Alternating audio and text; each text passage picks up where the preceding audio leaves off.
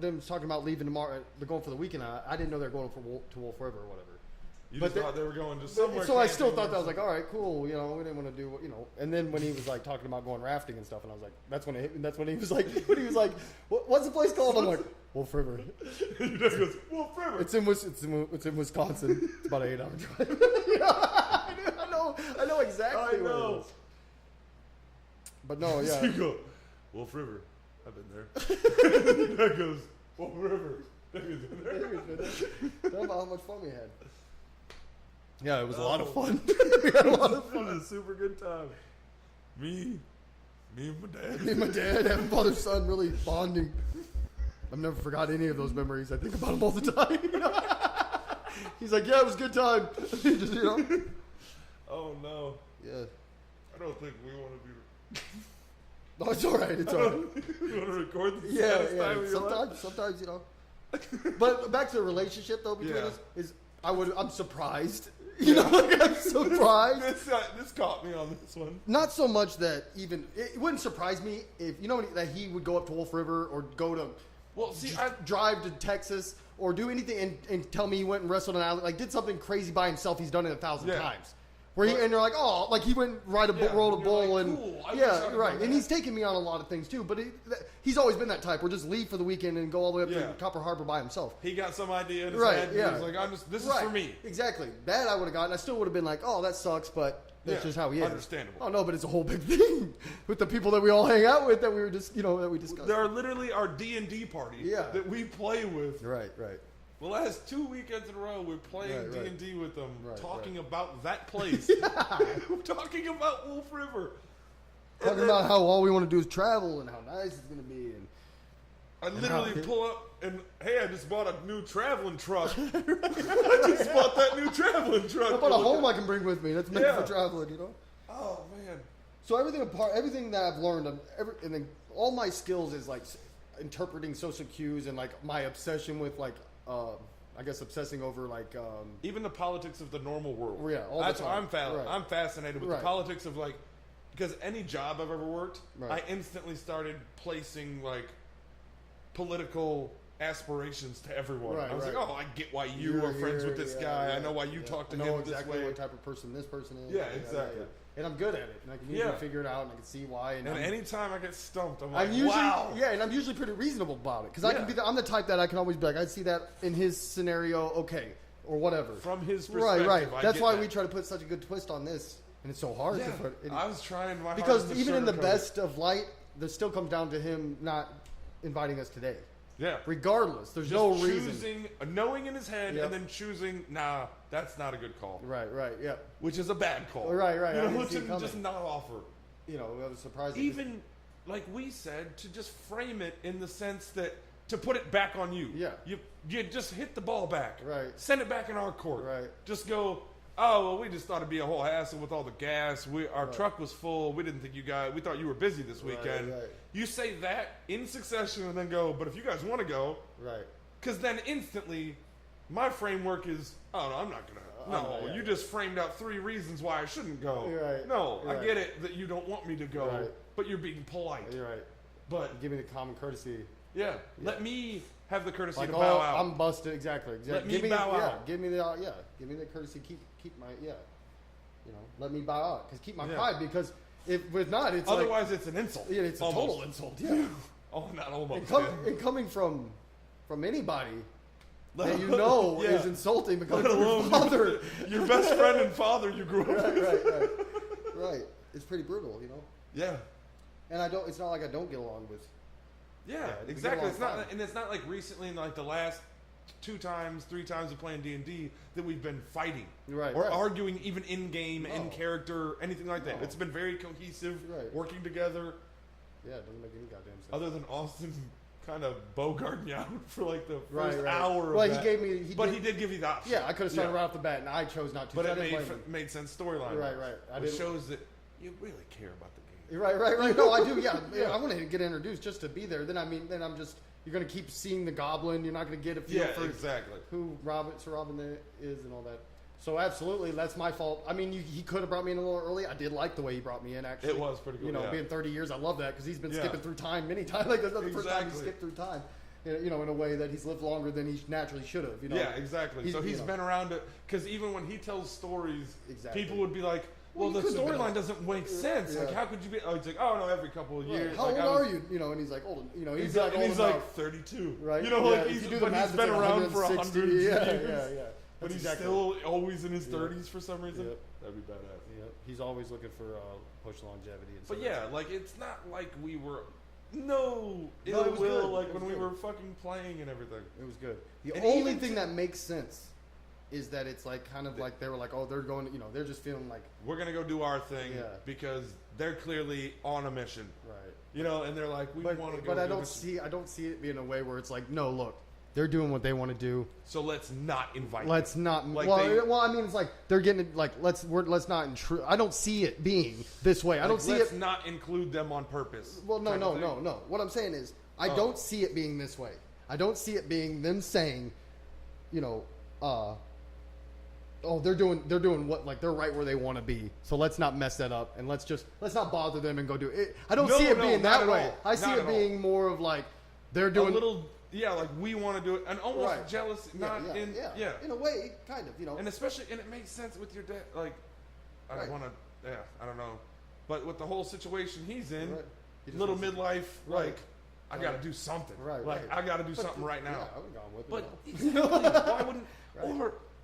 Or, taught himself not to invite himself. I'm like, go on the road. Right. You want to go get crazy? Ride on the road with us for 3 months. Right. Let's go do it. You know, I wouldn't give a shit. Right. If your dad, or even, and that's the thing. Now I don't want it as much, but I almost thought it would be cool for the podcast to invite old friends. Right.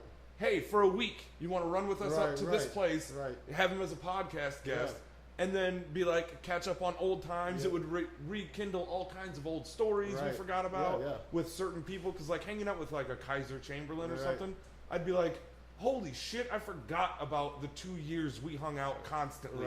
I never bring up those stories because it's not relevant to who I'm hanging out with. Right. But if we did that with different friends, just 1 week apiece, because like, and even your dad would be like, you want to go for a month? Go off into the actual fucking Rockies or something? And your dad would be down. Right. I don't really feel like I want to ask them to do that. Because I would have included you in my thing. Right. I wouldn't have felt like that was intrusion at all. Right, not at all. Yeah. But yeah, that's the only logical thing I thought of, because I thought originally with Austin, but it makes sense with your dad as well, especially with his adventurous spirit. Right. That a little bit of jealousy of, oh my, they're really going to go do this. Like, because he probably thought, especially with you and I, because we are procrastinators by fucking, well, I don't know about you as much as me, but I am. Like, where I always have grandiose ideas and never do most of them. I'll do part of it and then kind of dip off on the rest. But where he kind of just thought we were talking shit about the whole buying a truck, buying an RV, and then heading across the country. Kind of like, oh yeah, of course. Yeah, go for it. Yeah, it'll be fun. And then once we showed up with the truck, and we own the RV, he's like, ah, shit. Like, he's going to do something that I would really like him to do. So maybe it is that. I just tried to sugarcoat it. This is your family life. I like your dad. I know him, but I don't know him all that well. Right.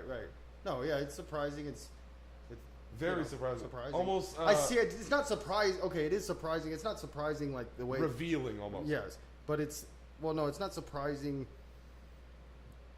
when we talk about it. It's surprising that it happened. You know what I mean? Like, once I start... In the actual function of it, that seems surprising that he would deal with it that way. But once you're thinking back on it, kind of, you could rationalize... I can see it, I guess. Yeah. In a way, And it would make sense. That's fine, I don't too. know if it was...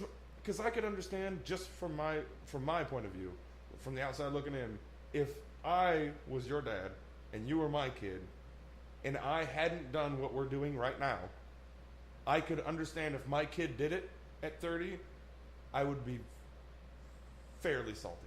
Right. Not in I don't want you to do what you're doing thing, but me being like, I got to assess what the fuck I'm doing, because he's doing something I could have done 10 years ago, and I didn't when I had the chance.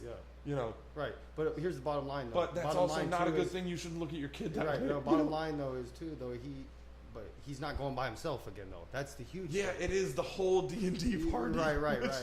It's not like he's like, going skydiving. Yeah, or even going off by himself, or you know what I mean? Like, it's not like he's just saying, I got to go figure myself out. Like, exactly, that type of thing. If it was a self-reflection type of thing. Yeah, but, This is literally, I'm taking Austin, Steve, Marshall, the whole D&D group except for us. Yeah.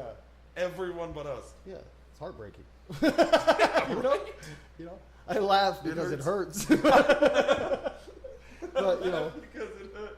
But, it's strange. It's a strange scenario, especially when, like, again, like on the text, it's always like, oh yeah, you can stop by whenever, or we're gonna go play D&D, or very cordial. Yeah, inviting us. You can stop by whenever you want, all that type of stuff. Yeah. So it's not like it never seemed like there was a tinge of resentment or not anything. At all. Yeah, not at all. I mean, not at all.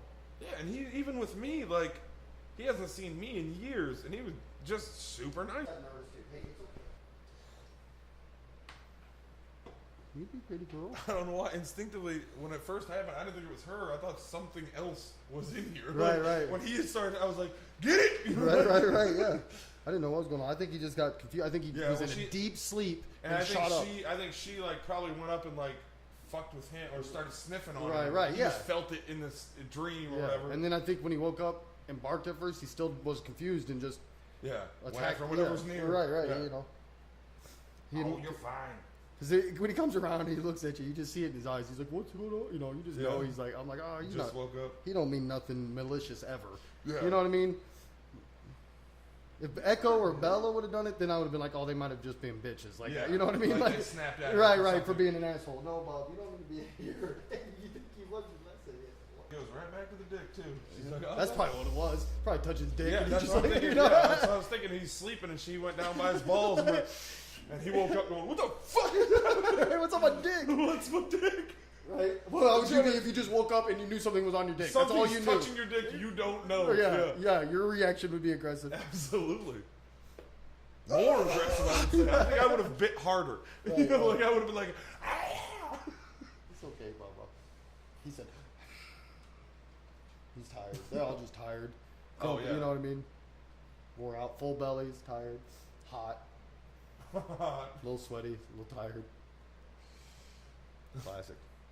Pulled that off the edge there. I just I'm done. Walk out. Go ahead and edit that. Let me go get a drink of water. All right. Yeah, got you, buddy. Welcome to 104.5, The Buzz. That's the dumbest shit I've ever done. Oh. We gotta go somewhere this weekend, though, because that's frustrating. And welcome back. You're with 104.5, The Buzz. Classic.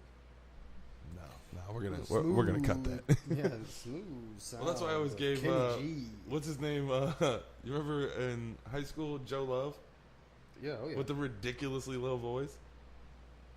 And I was like, dude, you should be the guy who's just like, and welcome back. This is Joe Love. Right. You're chilling out with Joe Love. Yeah. I'm like, dude, you need a radio station. What are you doing with yourself? Yeah, welcome back. You're making love with Joe Love. Exactly. Joe Love. If you had the name Joe Love with Cody Chupp's voice. Right. You were born for radio. Right. Cody Chupp should be doing radio right now. Yeah, no doubt. Or like or like the voice for Monsters or something. Yeah, exactly. Yeah, ADR of some sort. Right. That'd be badass. I've always thought about that. That'd be fucking so fun to do voiceover work. Yeah. Easy money. Oh, absolutely. Easy money. Talking? You gonna pay me to talk? Done. And you can do that shit from home and send it in. Right. Just sit around talking into a mic, making money. Yeah, literally. It's the dream, right? That's the dream. Actually, we're recording anyway. Finish that commentary on Infinity War. Yeah. I'm not against it. We cut off. Yeah, let's move to something lighter. Yeah, I don't know. Did you want to wrap that up? You want to tie a bow on that at all? No, there's no bow to be tied on it. I feel like you're still in contemplation. Have you made a judgment on what you think happened? Are you leaning a certain way, I should say? Because I'm up in the air. I think a couple different options are possible.